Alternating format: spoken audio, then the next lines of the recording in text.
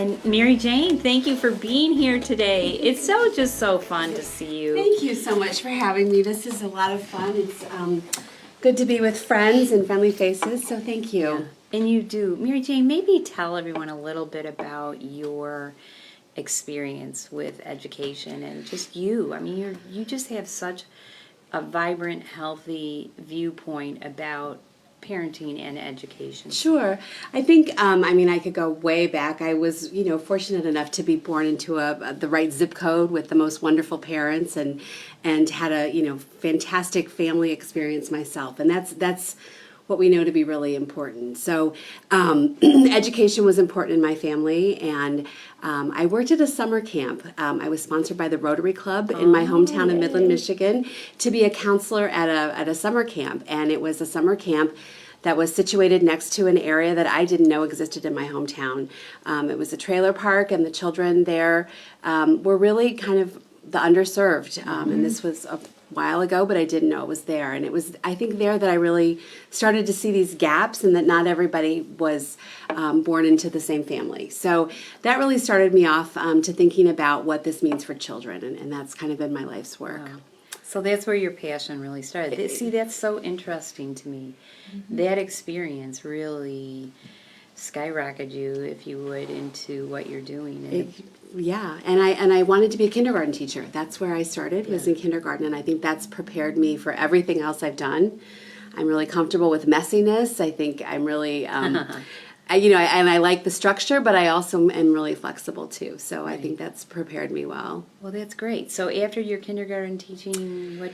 Yeah, so I had my own child development lab for a while, and by that I mean I was home with my 3 children, kind of knowing that they never read the textbooks that I read in school. Right. So learning a lot through my own children. And then we moved here to Northwest Indiana, and I had a wonderful time at Purdue Northwest and working with those individuals who wanted to become early childhood educators.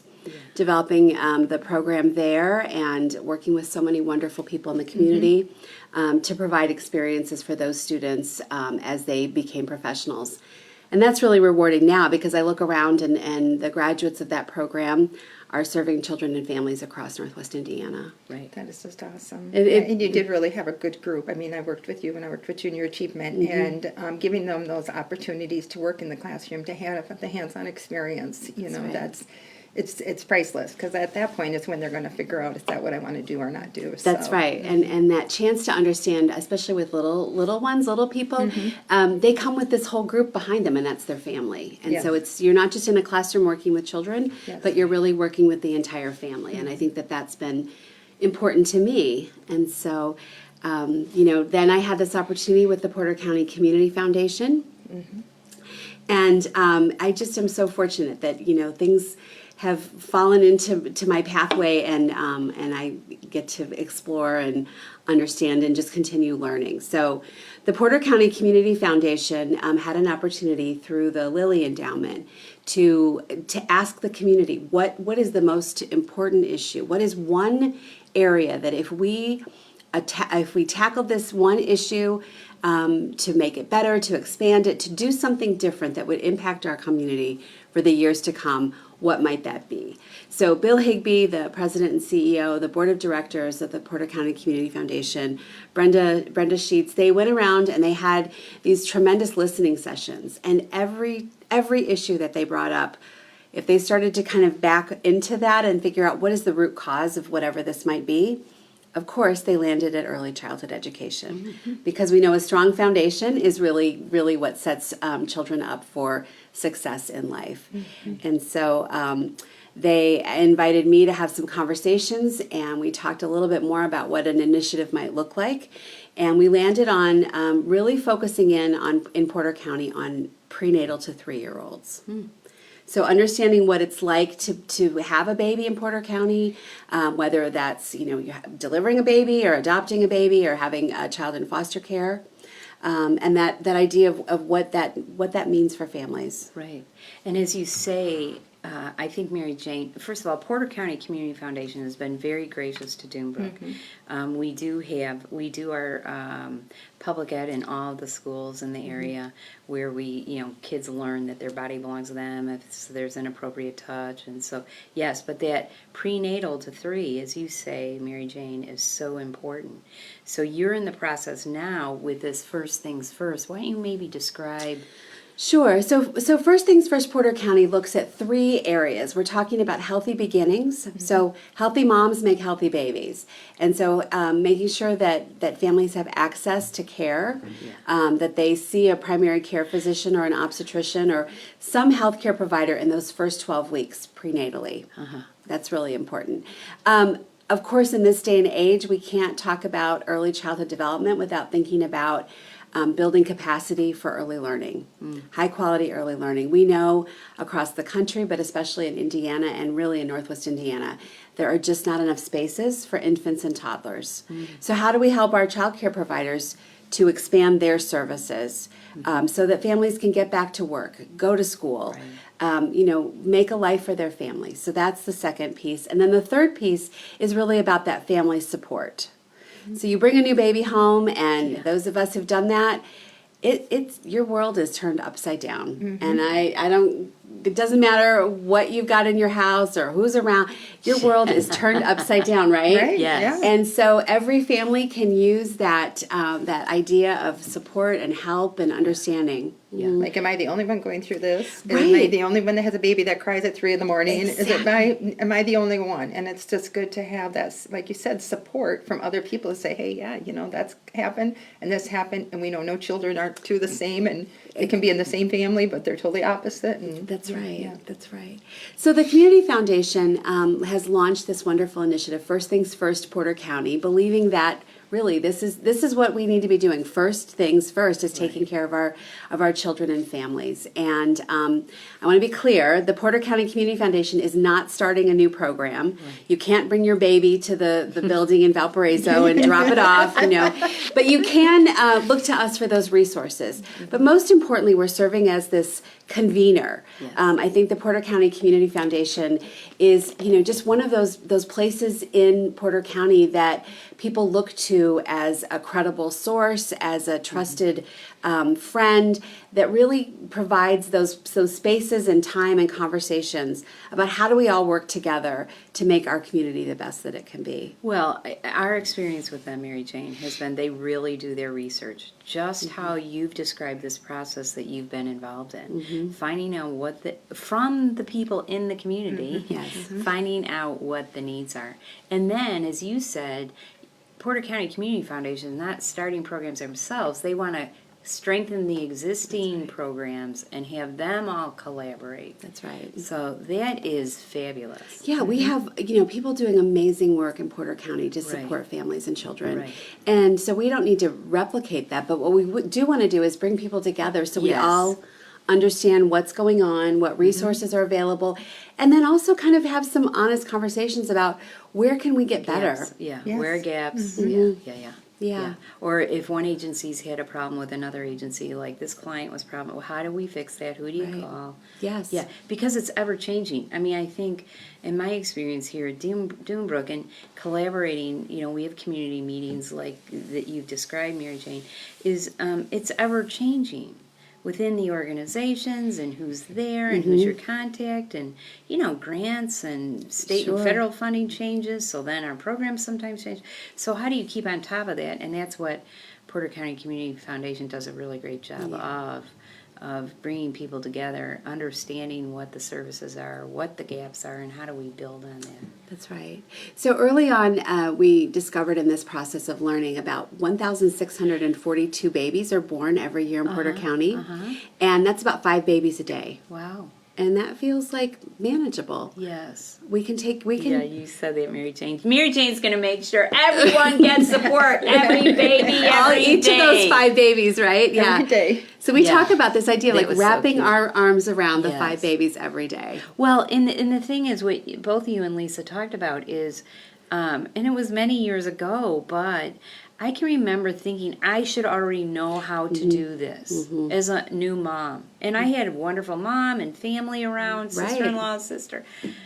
It is overwhelming, and to be okay and say, oh gosh, I'm struggling with XYZ. Yes, right. It's okay to ask for help. It's okay we have lots of resources, and people are more than willing to help you figure those things out. Yeah. So if anyone, I guess a question I would have would be, Mary Jane, if anyone's interested in finding out more from First Things First, did you say you were just doing your website? We'll have our website up and going, and you can look for firstthingspc.org. Okay. And there's 2 T's in the middle, so spell out First Things, Okay. PCPorterCounty.org. Oh, great. Wonderful. Well, thank you. Yeah. Thank you for all you're doing with that. It's so Really, great. I wake up every day so excited. Yeah. Well, so much to be done. That's right. And I know that when you have someone like yourself that people can trust, that when you're going to different agencies, that they can talk to you and you'll help them collaborate. I hope so. Oh, that's Yeah. big stuff. That's really It's great. Mary connecting. Jane. You know, Yeah. connecting Yes, I do- people I do. to Because we stay in our silos Yeah, as I was agencies. just going to say that, you know, because we're doing our work. Right. But then how do we let others know we're doing our work and Yes. what we are doing so that people don't have to replicate it? Right. And Absolutely. they think they have to come up with a new program, but no, they can work on their programs and make their programs bigger and better. Where, you know, if people know what Doombrook's doing and First Things First, then that just becomes another resource for the people they serve. So Well, and I think, right, it may be trite, but together we're stronger. And Yes. when we can start to collaborate and share ideas and share resources and share lessons learned, it just strengthens everything in the system. yeah. And I just think you personally, Mary Jane, you know, your philosophy, I remember our Westfall Little School collaborative efforts, and what I loved about Mary Jane is one of the things, you know, of your early education, if you would experience in philosophy and belief, is that helping children, you know, be self-confident and, for instance, in our case, to love school. Right. You know, versus, do you know your ABC? You know, well, first things first, do you love learning? That's right. Yeah. And do family, you know, it's the basic things. Do you have a relationship with your child? And how do I forge this relationship? And how do I invite others in to have a strong family support system? And I think that is really kind of the focus. Yeah. One of the things we're talking about this month in November with Tuesday at 10, Mary Jane, is the holidays and stress. And given your experience, not only as a mom and all your children are up and going, but for maybe parents with little ones, do you have any suggestions with how to navigate the holidays? Yeah, of course. And I mean, the holidays are so much fun, right? Because children learn through their senses. And so we're all overloaded sometimes with the sights, the sounds, the smells, the tastes. And so I think keeping that in mind, it can be stressful for adults and it can be stressful for children. So keeping it really simple. And children crave routine. Children need predictability. So not veering too far off of what the normal routine is. Right. But then I think, you know, making it special, selecting one new tradition to implement. Yeah. Just one. You don't have to go all out. And there's no perfect holiday. Right. It's perfect when you're together. Those are all huge points. They are. You know, to be intentional about the simplicity, because it can easily get too crazy. Too crazy, right. And I think just remembering to think about it through your children's eyes.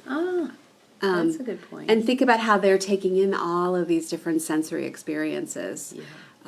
So keep talking to them. Keep talking to your children. Yeah. Even the babies, they need to be. Right. They need to hear your voice, and that means singing the same Christmas carol or a holiday song over and over and over. Reading the same book. Reading the same book. Yeah. All of those things are so important. It's cute. That's fun. Yeah, I think repetition when it gets crazy during the holidays, because of course there's Thanksgiving coming up and vacation days, and those are all fun, but a little bit, everything you just said, sensory, that made me think like sleep or exercise or, you know, overloading on Halloween candies, not so great. You know, Self-care. for the families. For the because- families, yes, right, and right. just taking care of yourself so that you can better take care of the family, because it is getting, like Jeanette said, that it's stressful.